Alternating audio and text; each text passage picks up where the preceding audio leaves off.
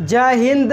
आज आपके लिए इस वीडियो में क्लास 10 का मैथ चैप्टर 1 वास्तविक संख्या रियल नंबर का पार्ट 1 वीडियो बनाने जा रहे हैं। और इस पार्ट 1 वीडियो में आज बेसिक कंसेप्ट के बारे में बताएंगे। और बेसिक कंसेप्ट जब ख़त्म हो जाएगा तब हम बुक से सवाल आपको सॉल्व करवाएंगे साथियों। तो आज सबसे पहले हम लोग बेसिक कंसेप्ट देखते हैं। तो बेसिक कंसेप्ट में आज अंक के बारे में पहले पढ़ना है, और अंक के बाद आपको अंक के प्रकार के बारे में पढ़ना है, और उसके बाद संख्या के बारे में पढ़ना है, उसके बाद संख्या के प्रकार के बारे में। तो अंक को इंग्लिश में क्या बोलते हैं? डिजिट बोलते हैं। क्या बोलते हैं? डिजिट। तो अंक का डिफिनेशन क्या होता है? तो संख्याओं 1 2 3 4 5 6 7 8 9 एवं 0 को ही अंक यानी डिजिट कहते हैं। यानी 1 से लेके 9 तक ले और 0 भी क्या कहलाते हैं? अंक ही कहलाते हैं, डिजिट ही कहलाते हैं। तो अंक का परिभाषा आप समझ गए कि जो नंबर 1 से लेकर 9 तक ले और साथ में 0 जो होते हैं उन सभी को ही क्या बोलते हैं? अंक बोलते हैं। तो अंक का प्रकार देखिए, अंक कितने प्रकार के होते हैं? तो देखिए अंक जो है साथियों, अंक 2 प्रकार के होते हैं। अंक कितने प्रकार के होते हैं? अंक आपका 2 प्रकार के होते हैं। पहला जो अंक होता है वो सार्थक अंक होता है। क्या होता है? वो सार्थक अंक, वो सार्थक अंक होता है। पहला वो सार्थक अंक होता है, और दूसरा क्या होता है? सार्थक अंक होता है। दूसरा आपका हो जाता है सार्थक अंक। तो वो सार्थक अंक किसे कहेंगे? तो वो सार्थक अंक आपका 0 हो जाता है। वो सार्थक अंक क्या हो जाता है? 0 होता है। और सार्थक अंक क्या होता है?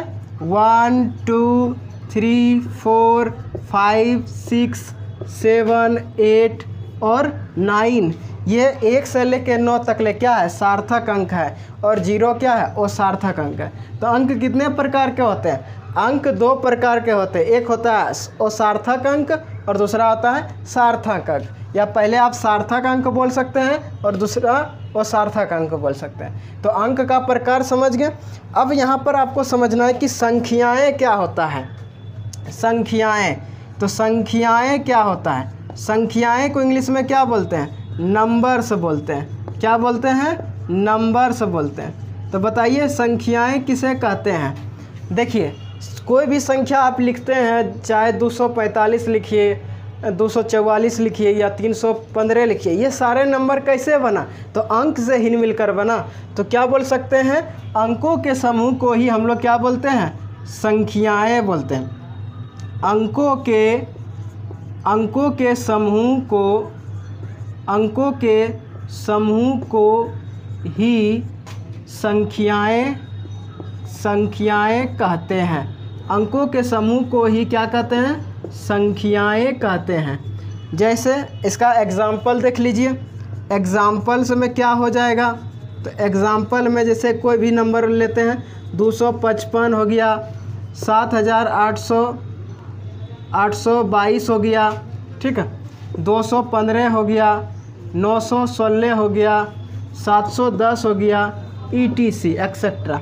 ये सभी क्या है? ये सभी संख्याएं हैं, ये सभी नंबर हैं। आखिर ये नंबर का निर्माण कैसे हुआ? अंकों से ही मिलने से क्या बना? नंबर का निर्माण हुआ। इसलिए हम कह सकते हैं कि अंकों के समूह को ही क्या कहते हैं? संख्याएं कहते हैं। अब जो है साथियों संख्या के प्रकार को समझते हैं। अंक कितने प्रकार के अभी बताएं? 2 प्रकार के होते हैं, एक सार्थक अंक, एक असार्थक अंक। कि जो सार्थक अंक होते हैं, सार्थक अंक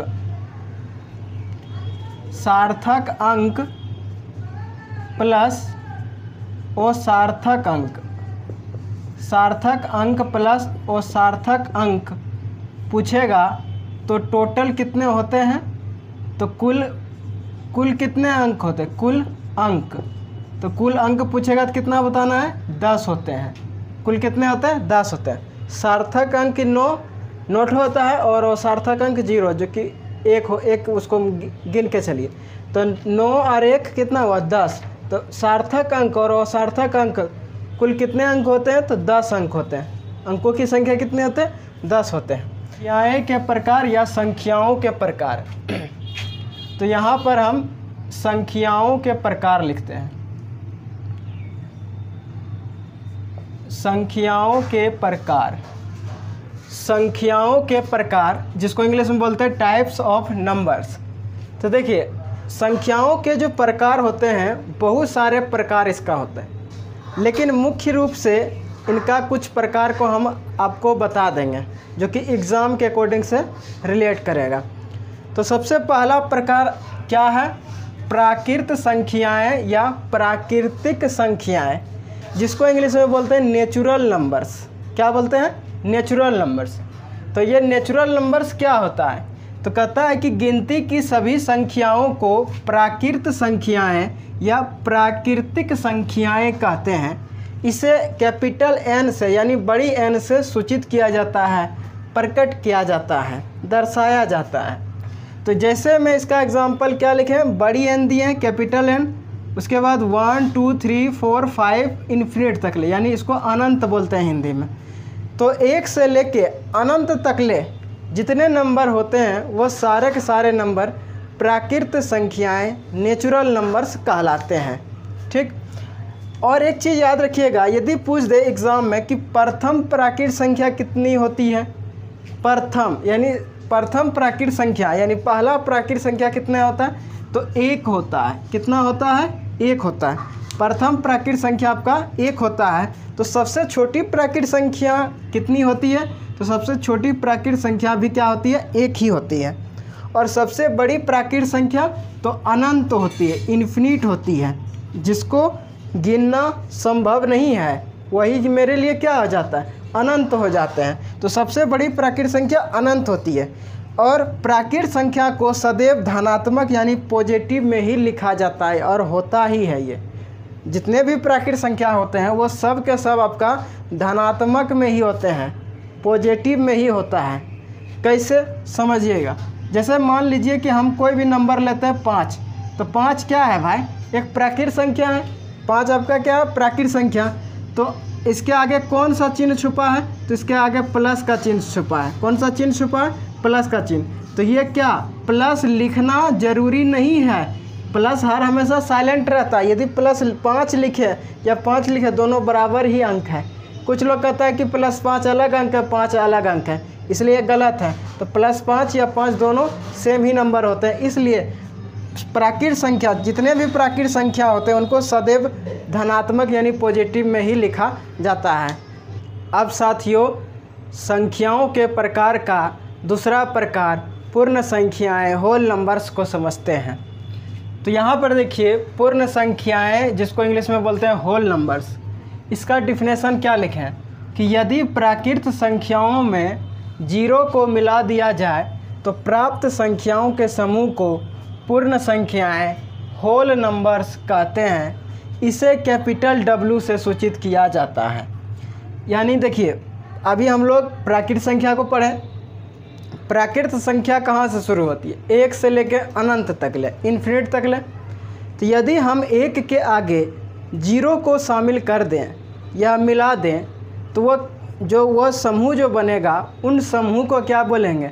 पूर्ण संख्याएं बोलेंगे, होल नंबर्स बोलेंगे। समझ गए?